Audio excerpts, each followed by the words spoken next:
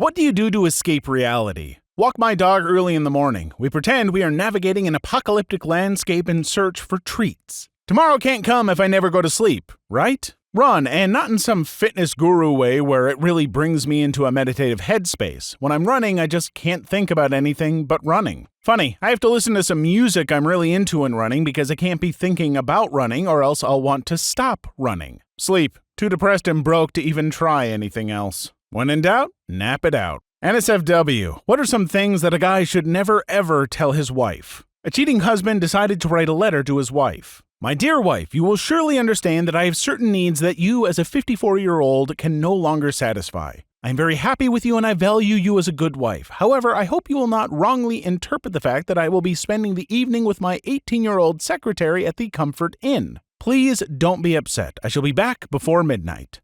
When the man came home, he found a reply to his letter on the dining room table. My dear husband, I received your letter and thank you for your honesty. I would like to remind you that you are also 54 years old. I will be at the Hotel Fiesta with Michael, one of my students. He is young and, like your secretary, he is 18. You, being a successful businessman with an excellent knowledge of math, will understand that we are in the same situation, although with one small difference. 18 goes into 54 a lot more times than 54 goes into 18. People who have had somebody die for you. What's your story? My mom died giving birth to me. I didn't find out about the circumstances of her death until I was 7 and my aunt said something about it to me. It messed me up for a while. I often wonder what my life would have been like if she was around. I had very little female influence in my life. I was raised by my dad and 5 brothers. Dad just treated me like one of the boys, so I grew up working on cars and motorcycles. My dad has never dated anyone since. That sometimes makes me sad too. I look at all the joy my husband brings into my life and want that for him, but I think he's just done with that part of his life. My brothers will sometimes tell stories about her. It's really the only way I know anything about her. There are some pictures around too. People tell me I look just like her and have the same attitude. I just have to take their word for it. I'm older now than she ever was. I look at all the things going on in my life and I feel incredibly guilty for taking that away from her. It makes me want to live my life in a way that I think would make her proud. If a woman were to catcall a guy, what would they say? I used to install industrial kitchens in schools, prisons, etc., but usually while they were under construction. I had to replace a big kettle in an active women's prison and can confirm your story. They would line up along the gate in the yard, catcalling us, me and the boss, all the way. Hey baby, what can you do with those tools? Or put down that toolbox and check out this box. I was 20 and apparently they saw me blush and the whole crowd started celebrating and rushed to follow and embarrass me further. I literally had about 40 women saying the craziest stuff ever, trying to embarrass me about a foot from my face. Once we finally made it through the doors, the guards escorting us busted out laughing and said, "Kid, you gotta be hard in here." I said, "I don't think I could get hard even if I wanted to. I felt like I was just gang-ard." They laughed even harder. What do you do to escape reality? Walk my dog early in the morning. We pretend we're navigating an apocalyptic landscape in the search for treats. Stargazing sets me straight. Staying up awfully late. Tomorrow can't come if I never go to sleep, right? Run, and not in some fitness guru way where it really brings me into a meditative headspace.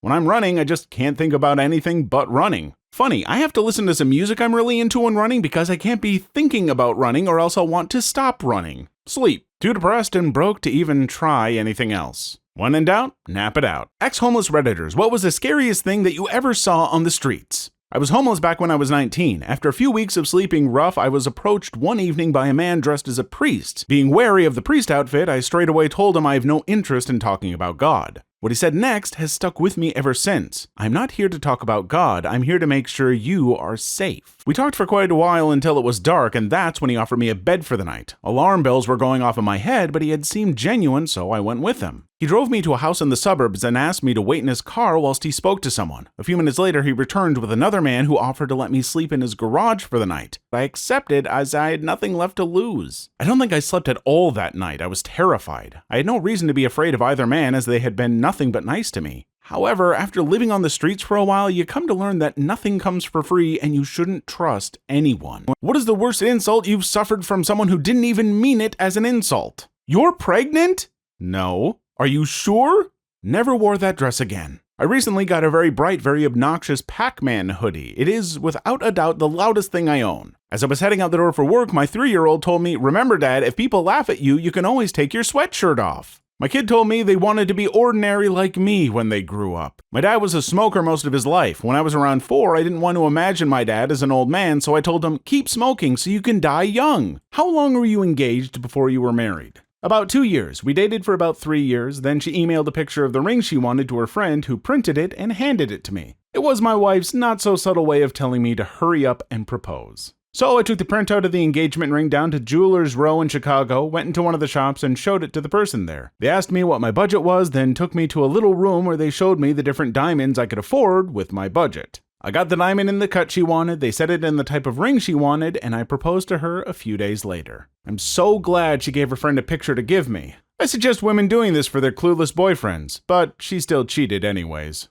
When did you realize your best friend's parents were not normal? I was in high school and a new girl moved on my block a few houses down from mine. We became best friends quickly. We would go out to parties, football games, etc. Whenever we went out, I always had to find her a payphone so she could call home periodically during the night. This was before cell phones. One night we found a payphone. She hopped out of the car per usual and made the call. She was back in minutes, shaking and very upset. She said she had to get home right away. As I was driving her back, I asked her if there was a problem. She said no, that her stepmother just told her to get back home immediately. She was terrified. I don't think her parents ever hit her, but her reaction that night made me wonder. I didn't hear from her until the next morning. I asked her what happened, and she was both angry and embarrassed. She said that when she walked in the door, her father and stepmother were sitting in the living room with another couple. They started laughing and said she wasn't in trouble, that they just wanted to see how quickly she'd get home. After that, I could never look at her father and stepmother without seeing them as sadistic monsters who didn't deserve her for a daughter. Which animal should go extinct? Bedbugs. Fleas. F fleas. Effing mosquitoes. I don't care if it's a bug.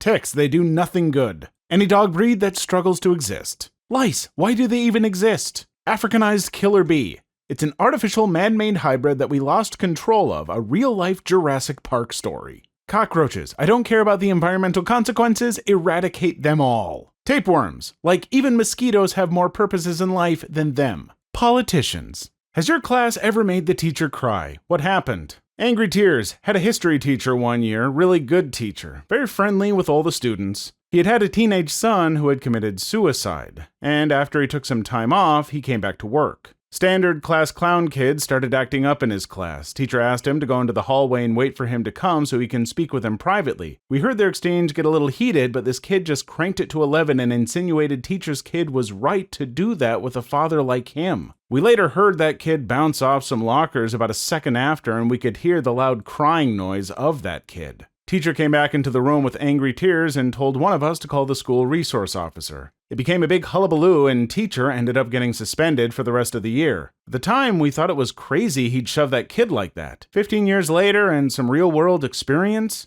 I'm surprised that's all he did. Insults aren't enough to describe how much of a douchebag that kid was. Wedding planners, what is the weirdest couple you've ever met? I'm not a wedding planner, but I manage events at the facilities I currently work at, and we had a wedding where the groom wore a 3-piece tux, all white with banana yellow Converse and a banana yellow bow tie. His groomsmen wore all black with banana yellow Converse and ties. Throughout the wedding service, the groomsmen would hold up emoji signs reacting to things that were happening, each holding up puke emojis when they kissed. When it came time to get the rings, the best man acted like he had lost it when suddenly a man in the audience stood up and threw a frisbee with the ring taped to it to the groom. They were all avid frisbee golfers. The frisbee was also their guest book signed by everyone who came. The thing that saddened me is it seemed the bride really did not want to be marrying the groom. One of her bridesmaids came to me before the wedding asking for any snacks for the bride because she felt like she was going to throw up from crying so much. What's the pettiest reason you've rejected someone? She was 100% convinced that dinosaurs didn't exist. This is awful, but it was her laugh. I never told her, obviously, because someone's laugh is a representation of when they're happiest. So shallow, as she was pretty awesome. He texted me too many photos of his Eggs Benedict in the morning. He had way better style. This one is legitimately petty, and I love it. We went bowling and she started saying the bowling ball was hurting her fingers. She was convinced that there were bugs inside the bowling ball biting her fingers, and that was the reason for her pain. She was texting me to tell me about her standards for men, which were pretty high.